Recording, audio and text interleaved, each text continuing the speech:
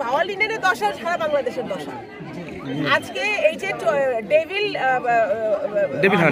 Hunt শুরু করছে এই ইন্টারিম সরকার খামাকা তো করে নাই, কারণ এই ঘরে ঘরে আওয়ামী লীগের আমলে ডেভিল বসে রয়েছে, শয়তান, ডেভিলের বাংলা হলো শয়তান বসে আছে। এখন শয়তান ধরার যে পরিণাম শুরু হয়েছে, এদের ধৈরা ধৈরা যারা মানুষের টাকা খাইছে বা জনগণের টাকা শোষণ করে নিজেদের পকেট ভারী করছে, বাড়ি ঘর বানাইছে, বিদেশে বাড়ি ঘর বানাইছে, হাজার হাজার কোটি টাকা পাচার করছে, কিন্তু একটা রাস্তা বানাইতে পারে নাই নিজের গ্রামে।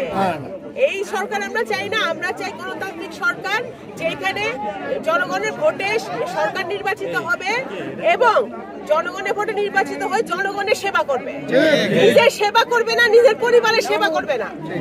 সুতরাং সেই সরকার, সেই সংসদ আমরা দেখতে চাই ইনশাল্লাহ।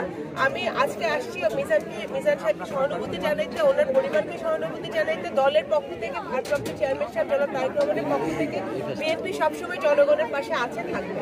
আর আমি তো আপনাদের সন্তান, আপনাদের মেয়ে, আমি সবসময় আপনাদের পাশে আছি, আমার দায়িত্ব কর্তব্য থেকেই আমি আসি।